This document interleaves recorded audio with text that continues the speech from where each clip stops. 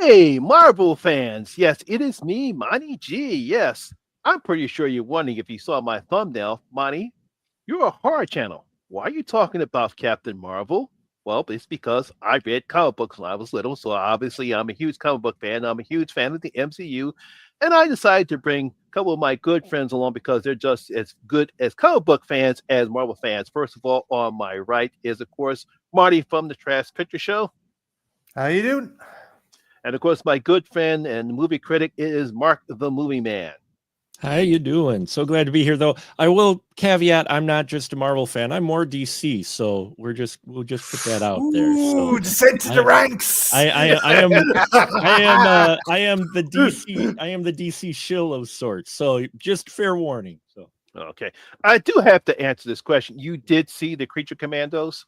I did. I loved it.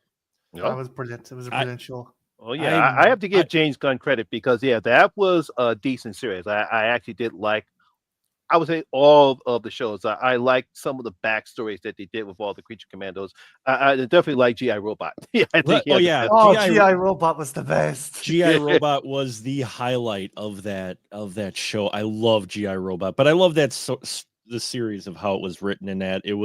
It gave me some hope. I mean, it was true James Gunn. You know, Marvel's going to miss him.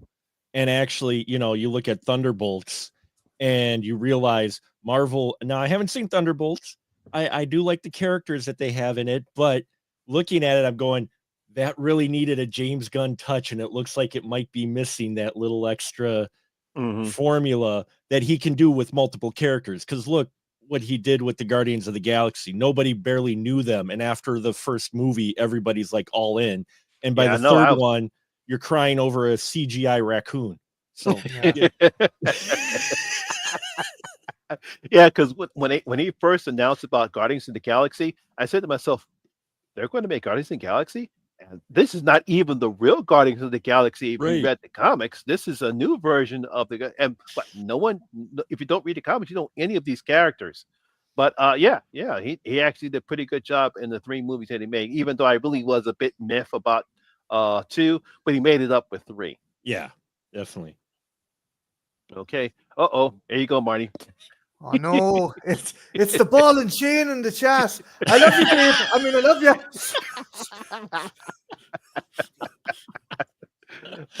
you. My good friend Anthony. All right. So obviously we're here to talk about the latest film in the MCU and the 4th movie in the Captain America series. This is Captain America: Brave New World. No, I don't know about you, but I've seen a lot of this. Obviously, it's getting mixed reviews when you look at the overall score. The cinema score, unfortunately, was a B-, and for a Marvel movie to get a B-, it is the lowest cinema score a Marvel movie has ever gotten. Most of those are sometimes reviewed reserved for horror movies. I don't know when they took the cinema score. Obviously, they took it at the theater where a lot of people did not like the film. That's why the low score. But Mark, we're going to start off with you. What was your overall feeling of Captain America: Brave New World? Hey, do you know they made Shamrock Shakes? No, they're back. No, I'm just kidding. My feelings on Brave New World, it was fine. I mean, it's one of those things where it wasn't bad by any means, but they really tried to go back to the well of phase 1 through 3. And it was like a serious version of Deadpool in that they were trying to make a number of their properties that didn't do so well and try to make them relevant again in the MCU. I mean, they do, you've had to see the Eternals and the Incredible Hulk among, and all the films to really kind of get some of the backstory of stuff. But it was fine. It just it wasn't, it was more of the same, unfortunately. And Marvel really has been floundering. And I'm not just saying this because I enjoy DC a little bit more. Just as a movie fan, Marvel's been floundering since Endgame. I don't think they had a plan after Endgame. They really, like an actual plan like they did with the first 10 years of Marvel, and here it just, I don't know, them going back to the same stuff again, and the scope of this story ended up opening up a lot more questions and problems for them. If they would have kept it more street level, I think this film would have been better. But I mean, long story short, too late. I know. It was okay. I mean, I came out, I was like, yeah, I was entertained. I mean, I love Anthony Mackie. I Mhm. really do. I like him in this role of Captain America. I wish he'd get better scripts. Yeah. I wish they'd give him better stories. It's like they don't know what to do with these characters when they're not the main characters. DC runs into the same thing. If they're writing outside of the the Holy Trinity of sorts in DC, Batman, Wonder Woman, or Superman, they seem to flounder a bit trying to figure out how they're going to make this work. They give their best effort, but yeah, and that's what it felt like here. It just felt like they went back to the same formula, which doesn't quite work anymore. Hmm. It's funny that you mentioned that they have no plan because I actually just got finished watching Grace Randolph's video Mm. about the top 10 problems Marvel has. And that's her number one thing that Marvel has. It actually seemed that it didn't have any type of a plan set in place after Endgame. It's like whatever they tried to do after Endgame just didn't have any cohesive story. Like you would have thought that after Endgame, they would have set up something to bring out the first big bad. Now, I don't know if their plan was to have Jonathan Majors be Kang, and he was supposed to be that, but he got into the problems that he got into, and maybe that sort of disrupted the whole plan that they have for their next phase after the Infinity Saga. But that's one of the problems. I think that's what she said in her video, and I kind of agree with that interpretation what she said. All right, Marty, we were talking before we got live. What was your overall feeling about Brave New World? Well, at the risk of kind of parroting what Mark's saying, I enjoyed it. I had fun with it, but it was just a Marvel movie. That's what it was. I'm not shitting on it. And as I said in my own review, even at the lowest scale, Marvel has never turned out an out and out shite movie. They've come close, but there's always something there that's redeemable or interesting. And I think this is definitely top level of the mediocre pile. And even then, I'm not even saying it's mediocre. I'm just saying it's something that obviously mutated halfway through production, and that caused it to suffer. I stand by my statement. This so wanted to be Winter Soldier. I think that the drop in of the Serpent Society subplot totally fucked it over, and then bringing in characters like Red Hulk and bringing in the leader and whatnot, that totally undermined it, because you're not going to do this really gritty espionage fucking movie and then introduce characters like the leader and Red Hulk. They just don't work with that plot, which sucks balls, because the fact is you had so many other great characters in there. Isaiah Bradley, he was the fucking standout for me. And that was a shame. That was a fucking shame that they didn't utilize him more. I think that was absolute fucking bad form on Marvel's part. And when he was on screen, I was fucking glued. I was glued to the cinema screen, but everything else, it just felt like a paint by numbers Marvel movie. Mackie was fantastic. I just felt as well, though, he is a different version of Captain America. And before any fucking dickhead racist goes out there and, well, he's black. No, fuck you. It's nothing to do with that. He is different in the fact that he is a person of the people. Steve Rogers was a form of propaganda, military propaganda, who became a soldier, who became a leader of men, whereas Mackie is a Captain America of the people, and he needed someone better to bounce off. Bucky fulfilled that role in Falcon and Winter Soldier. The new character, Denny Ramirez's character, just really didn't fulfill that role, and I think Mackie suffered as a result. Ramirez was the Robin to Mackey's Batman. That's an insult to even Chris O'Donnell's Robin, Mark.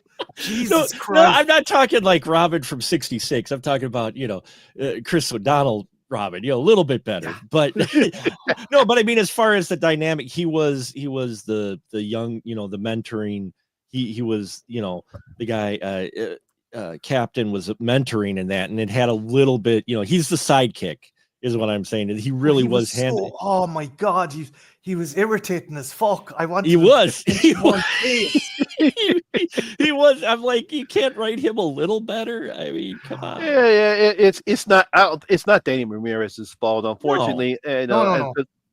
My main problem with the film is the script itself. It's a little bit muddled.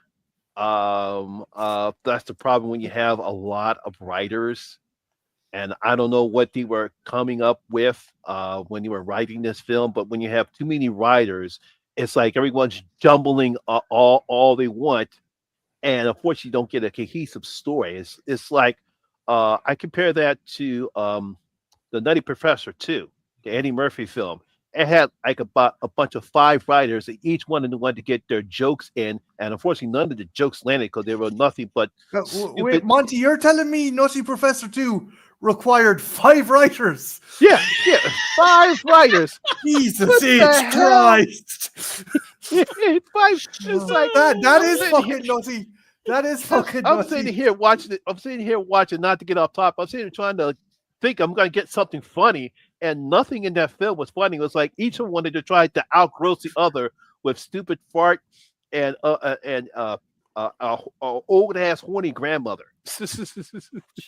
Well, the thing is once they hit Endgame, Marvel didn't know how to go back to, as I mentioned earlier, street level stories, because after Hawkeye, when we got Hawkeye, I loved the Hawkeye series. The Hawkeye series was good. That was great. Was really good because they kept it street level. They didn't put it on some global epic scope. They kept it, within, his abilities of that and everything that he took off. But it was a very intriguing story. Even Winter Soldier, which is probably my favorite of the MCU films outside of the Guardians of the Galaxy proper, I loved Winter Soldier because that was a Jack Ryan story. It was an espionage. Yeah, that's but again, if you look at the actual overall scope of that story, while it is kind of a big baddie, and you do get, it's still kind of contained to where you're like, okay, I could see why Captain would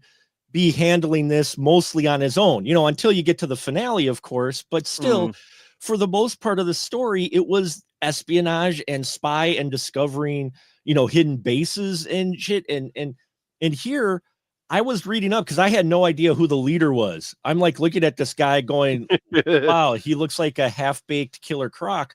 But, or the Thinker, I like, what, did the Thinker have a child or something? But, looking at him, I'm like, you see what he does in this movie, and if I was a Marvel fan, I'd be really upset because I read up on who the Thinker was afterwards, and I read the leader. Excuse me, I read up who the leader was afterwards. I'm like, holy shit, this guy is like seriously sounds like a badass, ultimate cool villain you'd like to see on screen. And they nerfed him. They whittle him down to this guy with a trinket, and he's able to flash lights on phones. Yeah, because obviously when you look at Samuel Stearns in the comics, he is a much more threatening villain. Even though he's mostly been the Hulk's main arch enemy throughout his run in the comics. Only very rarely has he messed with other heroes in the Marvel universe. But I was kind of disappointed. Not with the actor, but I was disappointed with the fact that, because I expected him to have a somewhat bigger role or become a somewhat bigger threat, a much more grounded threat. But that was one part of the film I was disappointed in. It was nice to see him back. It was nice to see that Marvel, as far as I'm concerned with the film, like I said, I did enjoy the film. Like you said, Anthony Mackie was great. I actually enjoyed Harrison Ford, and I thought Carl Lumbly was great. All three of those actors did a fantastic job in their roles. But like I said, the problem was it was again, it's a story, and I don't know because they think, if I remember correctly, yeah, they have one, two, let's see, 1, 2, 3, 4. Yeah, you got 5 people wrote this film, and again, I don't know why you need to have 5 writers to do a film. I don't get it. I don't get it at all. 2 writers, I can get. There's like normally if you have a team, a partner team that always like the Russo brothers. I think Yeah.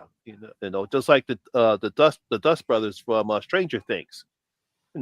I expect that, but to have 5 writers, you're going to come up with a mess, and That's a recipe for fucking disaster. That's literally too many cooks. yeah, because it's like they're probably going to be sitting in the writing room trying to figure out, no, my idea is better, no, my idea is better, no, my idea is better, and you're going to have a mess of a film, and could be one of the reasons why you had all those reshoots. Yeah, but overall, yeah, like I said, I did enjoy the film. Like I said before, all 3 actors did a fine job. I really had no problem with adding, because some people were complaining about this is like the sequel to the 2008 Incredible Hulk film. It's like, why did they have to wait so long to bring back the Hulk characters? And it's a licensing thing because unfortunately, Universal actually, if I'm not mistaken, Universal owns the actual Incredible Hulk name. Yeah. Yeah. They still own that, and that's why. Yeah, I don't think they handed it back over. There was talks, but they haven't yet. But yeah, there's some odd agreement. It's similar to what they have an agreement with Sony, because people forget Marvel was on the ropes for the longest time, and they were selling their licensing out to whoever would take it so they could stay afloat. Yeah. So that they still have that problem. That's why you really can't. That's why he's only called Hulk. They can't use Incredible Hulk because Universal owns that. So that's the reason why. I guess that's why you might have never made another Hulk film since 2008. But I had no problem with bringing those characters back. It was nice seeing Liv Tyler back. Mm-hmm. Yeah, that was a surprise having Liv in the cameo at the end. I liked that quite a bit. There were bits and pieces I really enjoyed.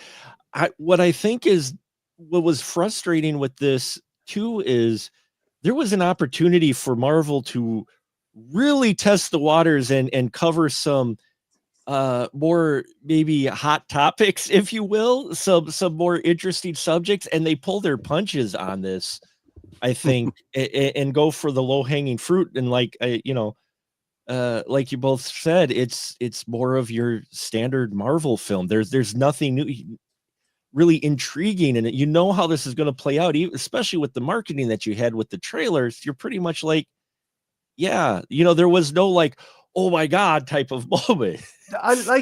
Guys, do you think that Marvel as well didn't have much faith in it? So they're like, shit, we better put Red Hulk all over that fucking marketing, because that seems to be the case. I think initially, no. I think they unfortunately listen. It's just like Star Wars. They unfortunately listened to the fan base too much, to those that complained the most. And I think they changed direction. And I think studios are listening to the wrong people when they do that. Star Wars did that with, I personally, I go on record, I love Last Jedi. I love Last Jedi, even though I grew up with Star Wars since I was 2.5 when I first saw it in the theater. Yeah, I'm that old. But they were going to do something different. And I was intrigued by that with Last Jedi. And then there was so much complaining. We ended up getting The Rise of Skywalker, which just somehow Palpatine came back. Which was some kind of couple $100 million fan film written by toxic fans. That's the problem I had, because I like what was it Rian Johnson who wrote Rian Johnson, yeah. Rian Johnson. I had no problem with him trying to do something a little different when it came to The Last Jedi. I guess because some people get this thing about you're ruining Luke Skywalker, you're ruining this. It's like, what are you talking about? It's like, he's not ruining Luke Skywalker. But it's okay, Monty. The next movie's going to have the Emperor bolted to a fucking chair. That's going to save everything. I think Marvel's running into the same thing. I think this film was supposed to be different than what you ended up getting, and you know, it feels like there's two different movies in here. I would have loved to see a story dealing with, and I'll say it, dealing with race, the fact that your Captain America is different, very different than what your Steve Rogers was, and seeing how people kind of are addressing that a little bit more serious. You know, seeing the original Captain America clear his name rather than be locked in a prison and have someone else, you know, have him on the run and finding evidence of things. You know, they could have done this very intriguing story about, you know, the black ops and the operations that the government was doing secretly, and having that come to light, and, you know, having Cap be torn between, you know, his loyalty to the uniform and, say, his loyalty to his friend. I think there's interesting stories there, but instead, no, we have to bring in what looks like a supervillain from the Marvel comics, but nerf him like they do with every other Marvel villain, except, you know, they either just don't do much with them, except for Thanos, but the rest they don't do much with them, or they make him a hero, aka Loki. And don't get me wrong, I love Loki, but at the same time, I'm like, It's I think you just love Tom Hiddleston. Jesus. It amazes me, you know, because when the film first starts out, we get to see Cap, you know, Sam Wilson as Cap, and I think it was a nice way to introduce him being Cap. I like some of the stuff that they do, because again, he doesn't have the super soldier, so I like some of the additional stuff that they have on him. You have the vibranium in his wings, so it acts just like Black Panther's suit. But some of the CGI was a bit honky. What do you think Yeah. about that, Marty? Oh, like it's it's weird to think that, like, you know, you're putting so much money into this movie, but somehow the fucking visual effects in certain scenes look absolutely dog shit. I'm like, my God, there's kids out there that are making independent movies with visual effects better looking than this. I'm like, yo, what the fuck? No, that could be a whole other thing, because I know that Disney are kind of trying to fucking spreading out visual effects houses, so they don't have to. They're trying to shop around, and they're trying to save money. And, you know, you get what you pay for, and you certainly got fucking shit in this regard. I look. The visual effects, they weren't the best in certain scenes, but there was some cool scenes. For example, with the elemental eternal, Yeah. whatever the fuck, Mhm. sticking up out of the ocean. I like the look of Tiamat. that. Yeah. I like the fact they finally acknowledged there's a giant sticking out of the fucking ocean, lads. Are we going to discuss this? Yeah. Although, what do you Marvel fans, and I don't know the original origins of it, but did adamantium actually come from a celestial? Because them throwing that in there felt like such a shoehorn, like, hey, we've got X-Men now coming. You expected a little fucking, when Thunderbolt Ross said it, the X-Men jingle comes on, just as he fucking said, no, please stop. Yeah, that kind of disappointed me, because, you know, we all know, as far as comic book fans, we all know Antimanium did not come from a celestial. It was created by a scientist, and he was the one that created Antimanium, and Right. eventually tried to bond it with other people, and they eventually bonded on Wolverine. You know, bonded on Wolverine. I think a few other people got bonded on it as well, but that's where Antimanium comes from. It didn't come from a celestial. But, you know, writers, what are you gonna do?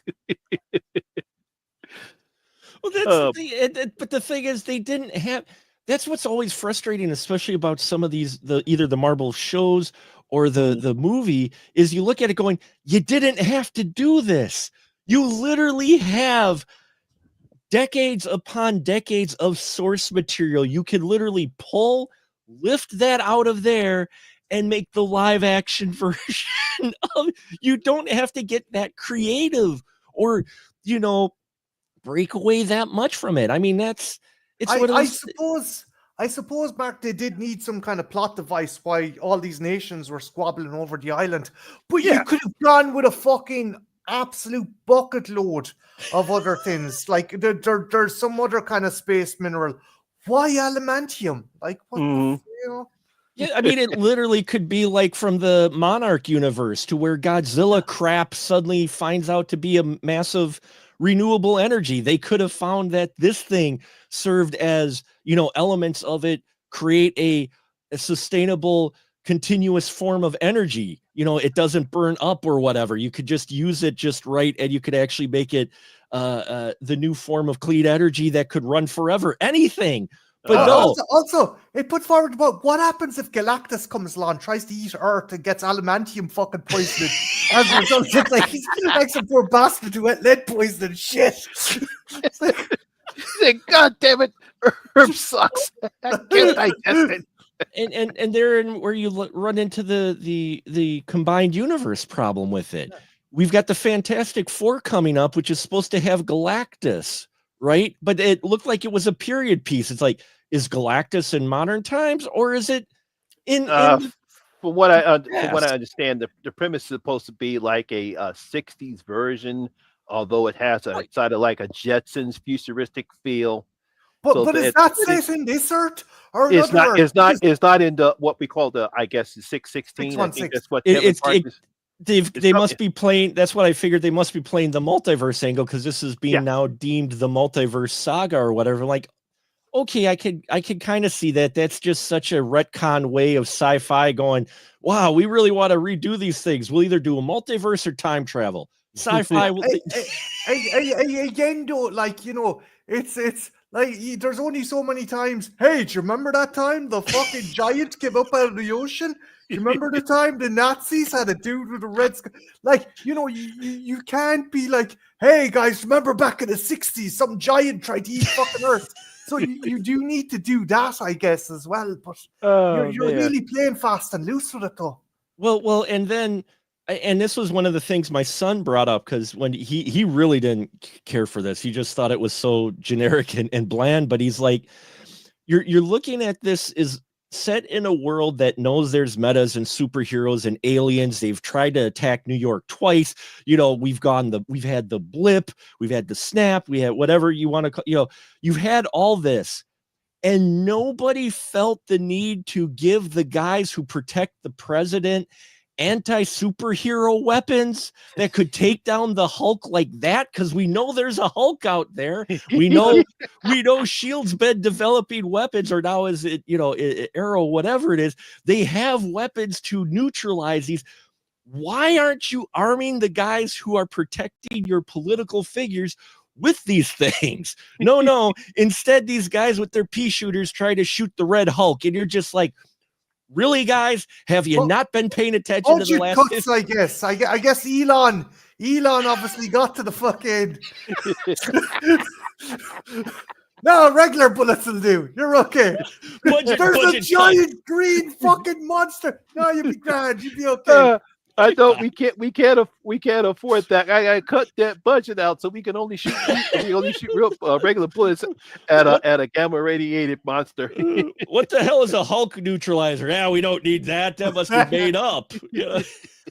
But you know what I mean is Marvel's done that now. They've set up this combined universe, okay, but it always feels like with some of these movies, they forget what world they live in. Yeah. You know, like you said. I think that's one of the problems when you have writers, and I don't know if they actually watch or read comics or watch some of to keep the continuity and somewhat consistently and make it somewhat believable. But I think they get caught into their own world that they forget. It's like, wait a minute, this is all a whole universe.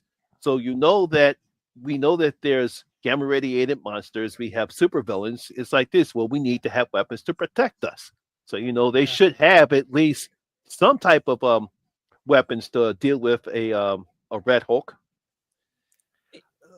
I suppose like the kind of half-arse answer you could give is like, oh, once it was revealed Hydra was running Shield, then that's why all that stuff. Because one of the big points of the first Avengers movie was that Shield was developing weapons to counteract kind of Right.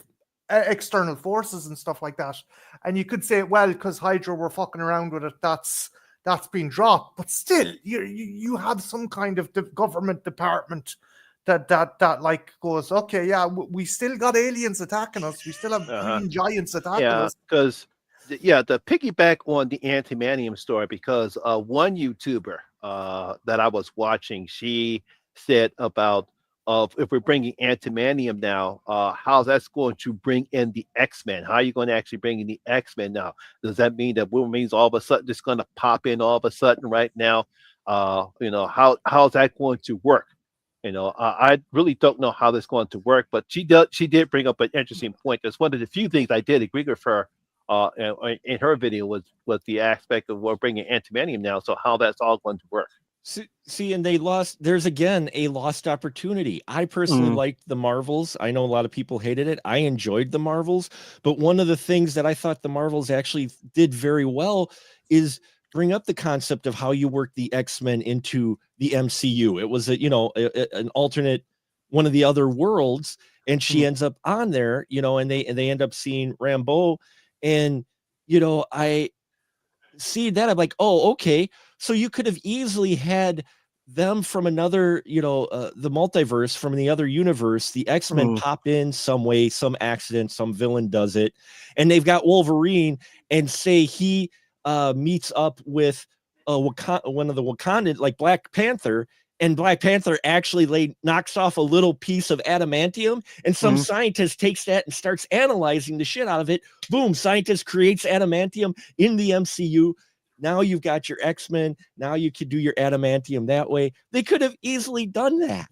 They probably will use Secret Wars to introduce the X-Men. I guarantee you. Oh yeah, I got a feeling that Avengers scene or something. After whatever happens in Doomsday, I'm pretty sure we're going to get something on the lines of maybe we might see the Fantastic Four appear in that, and then probably get teased about the X-Men, and they'll come up in Secret Wars. Monty, do you feel that it's a Hail Mary play bringing fucking Robert Downey Jr. back as Doctor Doom?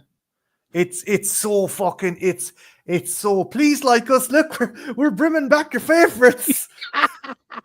That's what they did here with America, Captain America: Brave New World. It was like, oh, we're going back to the original phase. To progress. I really don't know. I can't. It really depends upon how the movie is. For me, it's like I'm not going to skits and go crazy or mad of them bringing back Rodney Downey Jr. or even Chris Evans. As far as that is concerned, that I guess that really doesn't bother me at all. To me, it's all about excuse me. Does the film work? How's the story? What is this supposed to be, another alternate version or a variant of Tony Stark that becomes Doctor Doom, or is it the actual Doctor Doom character? This is actor Victor Von Doom. He just looks like Tony Stark. But it for me, it's all about the story. Because I know Robert Downey Jr. would do a good job in the role, but it depends upon the story and how he functions in this film. So that's what my main concern is. Like I said, I have no problem them bringing back characters like that, because sometimes that happens. I mean, look, they're redoing Buffy, so what you gonna do? I get the sense of desperation off this fucking move.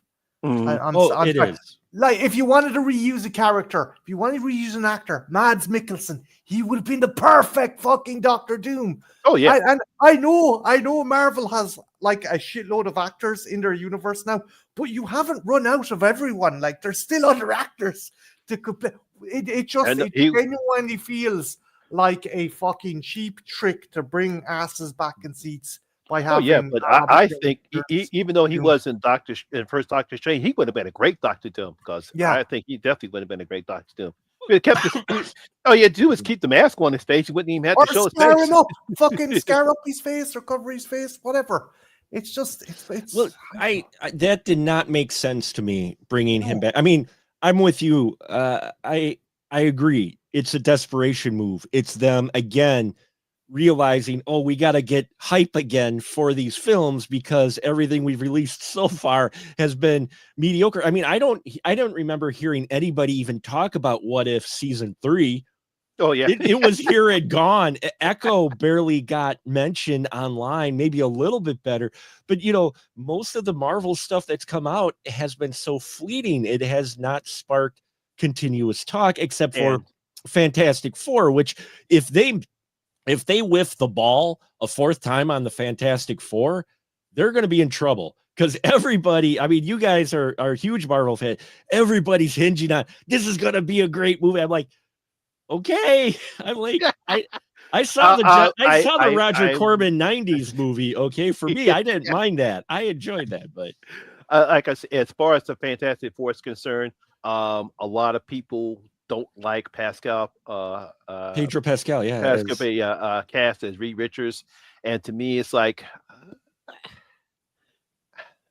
I mean, I guess if you're going to even cast Miles Teller as Reed Richards, I guess that. I mean, I don't think you can't get as worse as Fan Four Stick when it comes to miscasting one. And I have nothing against Pedro Pascal. Does he look? Would it been better if they stuck with John Krasinski? I think that would have been better. Yeah, if they would have stuck with him, because to me, Pedro Pascal, he doesn't look like Reed Richards. Now, it's some. Oh, sorry, Monty. Go ahead. And we all could be wrong. He could actually do a good job in the role as Reed Richards. Like I said, I hope he does. But I have no problem with the guy playing Johnny Storm. I think they did a good job as far as how the thing looks, because that's one of the huge problems I have. Even I have no problem with darn, I forgot his name. The first Chickless? thing, yeah, I had no problem with Chickless, but he looked like he was. They did a terrible job with his costume. It looked like a some type of a rubber suit instead of what the thing is supposed to look like. It looked like a really good cosplay, but not something that should be in a fucking movie. No. Yeah, but I mean, it comes around to, the issue, even when we look at Captain America, Brave New World, it's, just, I mean, the casting in here I enjoy, but they still keep going back. They bring Robert Downey Jr. as Doomsday. Here they've got, Incredible Hulk. We go back to, referencing, we go back to the art, was it The Raft, for crying out loud? We're back to, they're bringing that back. They brought back some other characters. It's like, why are you bringing, you've got a huge idea of, palette of ideas and stuff to pull from, and you keep coming back to this. It was like with Secret Wars with with Nick Fury, that storyline, Secret Invasion. That story started, I was interested in that, and then by the end of it, it kind of kept my interest, but I'm like, this feels like another wasted opportunity. I'm like, this story should have been the main arc for the films, because could you imagine that? That's how you could explain away your casting. Yeah, Robert Downey Jr. as Doomsday, and then you find out that no, all these people were actually Skrulls. Yeah, Skrulls. Yeah, as a matter of fact, because that's what Grace Randolph said. She said they should have actually, instead of just making Secret Invasions a TV show, that should have been the next phase or the next big storyline. She said, because that would have been great. And I think, because if you read the whole Secret Invasion comic book series, that was pretty good series. Well, all of a sudden you open, they're in this spaceship, and next thing you know, they open up and it's all the superheroes in their 70s version. But it's like, what the hell? Think about what you could do with that then. If you actually do Secret Invasion instead of a show, do it over your arc of whatever 10 movies or whatever 12 movies they wanted to plan. And you could have those movies different, and you could have your superheroes doing things they're not characteristically used to doing or seeing. And then we find out later, well, this is why. They're not even human. They're not even that real person. that person you've been rooting for 2 movies, who you thought was, the Winter Soldier actually isn't. It's a Skrull. You know, it's like Yeah, because I kind of like Secret Invasion. I thought it was oh, yeah. okay. You know, the idea was good, but I was like, kept telling myself, you know, this should have been the next phase. It, This would have been decent. You know. its ambition didn't match the scope of the show. That's what I Right. felt. Yeah. It's like wait, you're condensing something with so much fucking potential into a fucking mini series, and like you know, you had Don Cheadle, the reveal. Spoilers if anyone hasn't seen it, but fuck it. As fucking as a Skrull, and you're like, that would have been great in a fucking movie. Yep. You're after wasting this. It's just Could you see that Don Cheadle for like 3 movies he keeps showing up and he's rescuing doing doing things and that, and then suddenly that reveal, oh no, he's a Skrull. Then oh crap, who else? And then Who else is a scroll? It's like, oh, who else is a scroll? That would have kept people guessing, and it's like, well, who else is a scroll? Because that's what made the whole series great. Was like you didn't know who else was a scroll. I think the other issue though was the first Captain Marvel movie really nerfed the kind of intimidation factor of the Skrulls, and they went from this kind of dangerous force to, well, actually these people are just refugees. They're not villains, and you're like, I guess are they really as big a threat as they could be? I just felt that Captain Marvel didn't help the intimidation factor of the Skrulls, and that's what also kind of hurt. Yeah, they still could have kept that, but you can also have a certain faction of scrolls that disagreed Right. with the fact that they are refugees and they wanted to strike back, and they decide, you know what, we're going to make Earth our new empire, and we're going to infiltrate all efforts of society and also superheroes. You could have kept that and done it that way.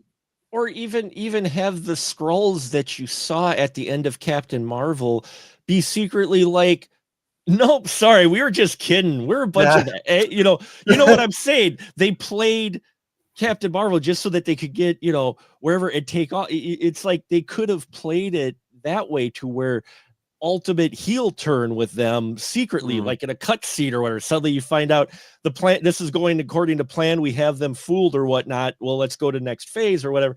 You could have done something like that, but you look at the other films and don't get me wrong, I like Multiverse Madness. I really did. And that's just because the Raimi guy in me, but I loved it. I'm like, yeah, this is my jam. I don't care how crazy it is. They threw in Black Widow, which was okay, but they keep stumbling, and it just feels like they still haven't found their way. So many years after Endgame, they still haven't found where they actually want to go. So it's like they're just throwing stuff at the window, and at the same time going, well, here's our formula.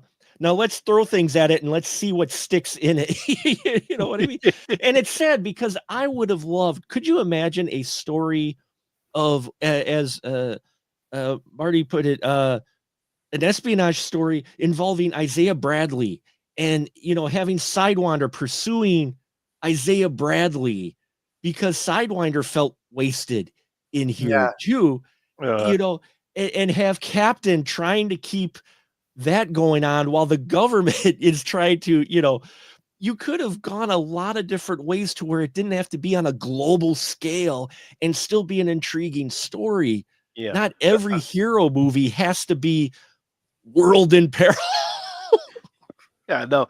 Yeah, I think that would have been a good story, but I think the way Disney is now, they're so afraid of going something that way that they probably get a lot of backlash. They don't want to make the audience guilty. I would love to see an Isaiah Bradley. I would love to see an Isaiah Bradley Captain America. I guarantee you that what Grace Randolph calls the norms, people who she calls them norms or the normies, don't know that the first super soldier was a black guy. Right. And the fact that that I don't think they ever read the first the Isaiah Bradley comic, And when you see him as Captain, Mhm. he wasn't even called Captain America. He was just called Isaiah Bradley. He was the first guy to get the super soldier serum. And if they actually were to put that on film, I think even with the way the world is right now, a lot of people, I think most people would probably sketch out. And And, of course, then we get more of this woke crap. well, and that's what's sad is because there was an intriguing story with Isaiah Bradley. I would have loved to see some uh flashbacks with him too while he's on the Mhm. run, where you see him as young Captain America, the first Captain America kicking ass at that, and then you see this guy, version of Isaiah Bradley in the modern times still kicking ass and going toe to toe with Sidewinder and getting help from Cap. But there's a way you could weave this in such a way to make it interesting, make it relevant, keep people involved, set things up for your next film if you want, Mhm. without having to go. Because again, you run into the combined universe thing. You're telling me that all the heroes that they have, I don't care if the Avengers are disbanded or not, which made me wonder. I'm like, what happened to the young Avengers at the end of Endgame that we just saw going, the next Avengers, I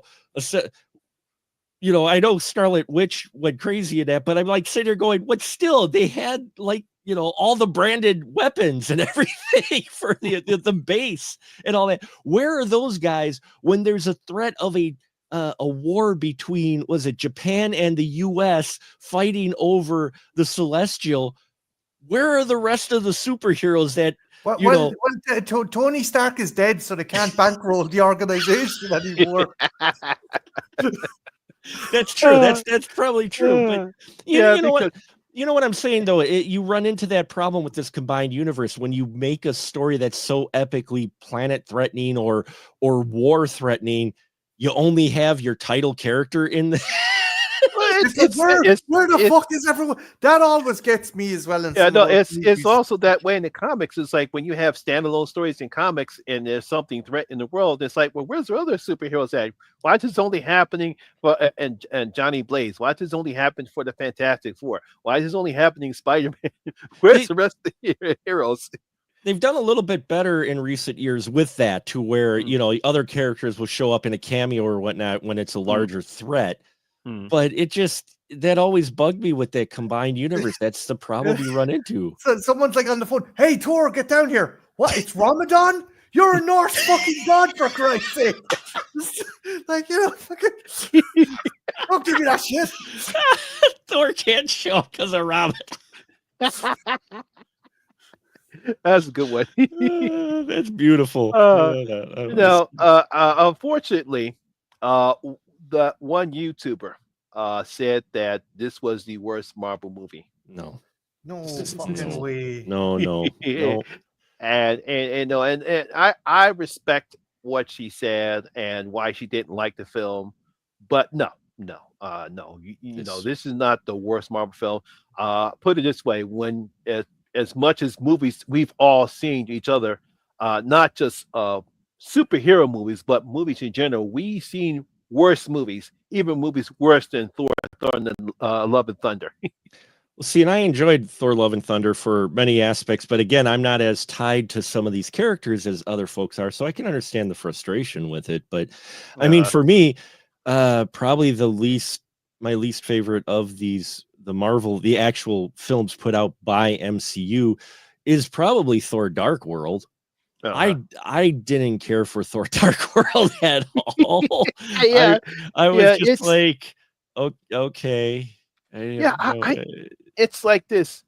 It was okay, but I don't know. Maybe because I really don't, and I don't blame Natalie Portman for her portrayal, but I don't think she and Chris Hemsworth don't have any good chemistry to believe that they are a loving couple. And that can really get exposed in Love Thor and Thunder.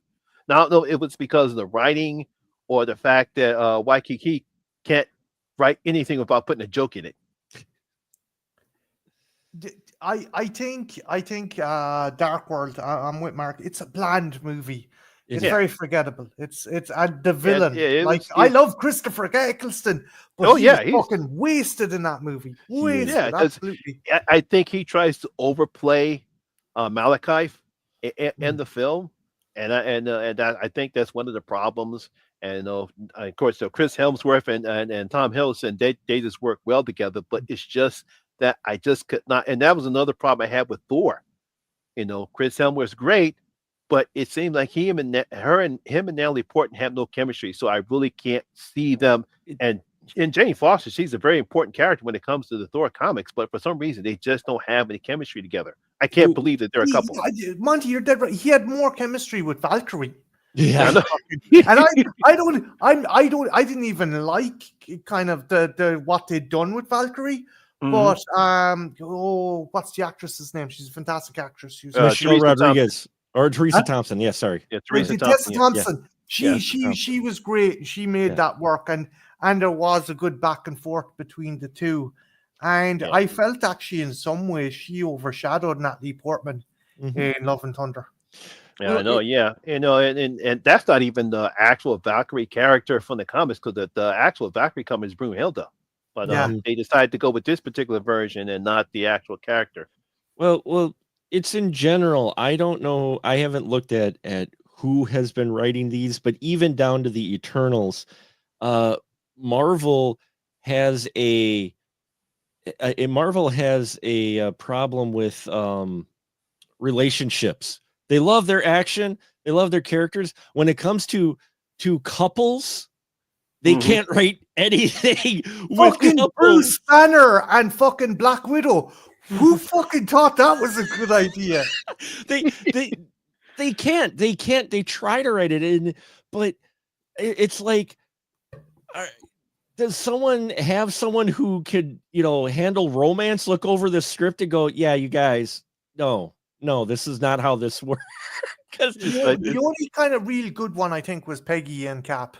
I think that that was in small doses though. Even with that wasn't like the whole movie. That was in small doses. But but the chemistry was still there. Chris Hemsworth and Haley Atwell, they had good chemistry. I mean, even Robert Downey Jr. and what's her name? Gwyneth Paltrow. Yeah, Gwyneth Paltrow. Yeah, they actually have good chemistry together. So, but at least those, it's like this. It's not about the writing. It could be both. It could be the writing and the chemistry. It's writing and the maybe the cast as well, or the direction too. I mean, if it's hard to say, but those two relationships, you'd be really hard to screw those up. You know what I mean? I mean, those two are so strong. That'd be like screwing up the relationship between Batman and Catwoman. Okay. I mean, like, seriously, if you screw that up, which they've done, but if you screw that up, you're missing something, because it's such an easy fit. Peggy Carter, Peggy and Cap and, Pepper Potts and Tony Stark. Those are, don't screw those up. You can't really screw those up, but the other relationships are a little bit more complicated of sorts, and those I think they can't do. I mean, even the Eternals, when you were supposed to have two of the Eternals supposed to be like eternally in love with each other or whatnot, they made the most uninteresting, least steamy love scene ever in any movie. Like in the Eternals, you're just like, okay, that happened. Yep. In fairness, Mark, that was one of many problems that movie had. It was one of many problems with Eternals, but that was one of them. To just like, wow, why'd you even do this? Like that was I get what they were trying to do, but again, I was tell a lot of people is that unless you read the comics and unless you can pull off another Guardians of the Galaxy, you're not going to get people to understand who are these Eternals. Why I don't know any of this, and unfortunately, you didn't get another Guardians of the Galaxy to get people excited about that. That's why you want to get the one off, and that's it. Well, the Eternals, it's just the opposite of what we were saying with the Nick Fury TV show. That should have been the next phases of the movies, and the Eternals should have been a limited series. That would have worked better as a limited series and not a movie, because they tried to cram a whole bunch of stuff in the Eternals, and it's like no. Yeah, I don't know. Like I said, I'm gonna have to unfortunately split a little early, guys. But yeah, it's fine. Captain America, Brave New World, it's fine. I just was kind of hoping that, okay, cool. We got Mackie, we got some new blood. Let's go. What are we going to do here? And we're doing more of the same. Yeah, I see. Yeah, because I was about to get ready to end the stream anyway. So, all right, buddy. Last thoughts about Captain America: Brave New World. Again, it's nowhere near as bad as people are saying. No. If you are that compelled to go see it in the cinema, I would hold off and go see it in a matinee. I don't think it's worth the price of a full ticket. No. But you might have fun if you go see it in a matinee. Bar that, wait till streaming. It's the cast are doing the best that they can with a script that, as I said before, so wants to be Winter Soldier, but it's juggling so many fucking plates, it just drops them all as a result. Yeah. Mark, were you surprised at the box office? A little bit. Not too much, though, because as I've put the analogy, it's like from the Eddie Murphy Raw skit, the segment. I love Eddie Murphy Raw, the movie, but he's got a little segment in there where he talks about how you're in a couple and you're in a relationship. Oh yeah. And the one person, your significant other, is just holding off on sex for like 3 months. But then when you finally have it, it's the best sex you ever had. And it's kind of like someone with a cracker. You starve them for 3 months, and then you give them a cracker. Like, oh, that was a great cracker. That was a saltine. That could have been not a regular cracker, right? That's like why we have the box office we have. Marvel fans are so hungry for an actual decent Marvel film. When they've got a new one coming out, they will flock to the theaters with the hope that they're going to get that wow, that magic. And then it'll be interesting to see what its second weekend does. I predict a huge drop with Monkey coming out. I predict a huge drop. Yeah, I predict. I don't think it's going to be a huge drop as most people think it is. Because when it comes to horror films, I think the Monkey will do well, but I don't think it's not going to knock it off. But it's not going to knock it off for first place. But it's kind of teetering to see how far Brave New World drops. But I think that will determine how successful or unsuccessful Brave New World is. Agreed. Okay. Yeah. All right, gentlemen. But before we head on out, I'm going to steal one of Mark's things, because when I'm on his channel, he always gets a chance for us to shrill what's going on. So, Mark, what's coming on the I forget, darn. I forget your channel's name. On Special Mark Productions, I've got 4 new reviews dropping for some indie films that were a lot of fun. One's an interesting kind of a horror thriller called Hunting Days, which is French. It was at South by Southwest. That's dropping. I've got an interview with a filmmaker of a horror movie called The Baby in the Basket, which just hit VOD yesterday. And we got a new episode of the podcast, The Spoiler Room, where we were talking about 1954 Girl Gang. So that's what we got. I saw that. Yes. All right, Marty, what's coming on the Trash Picture Show? I'm going to be doing a video on why I have a Reservoir Dogs doll that is that bit dearer thanks to Harvey Keitel getting pissed off on a chat show about him not getting enough residuals from it, and as a result they stopped production of the doll, and that's actually made the doll a lot more expensive than it should be. And I think myself and my gorgeous lunatic missus, Jen Mitchell, aka Jen's Reviews from the Grave, will probably do a stream around the weekend, so cool. Keep your eyes peeled for that. Okay. And I will obviously, my review of The Gorge is up, and hopefully this weekend I will see The Monkey, and I have a review on that as well.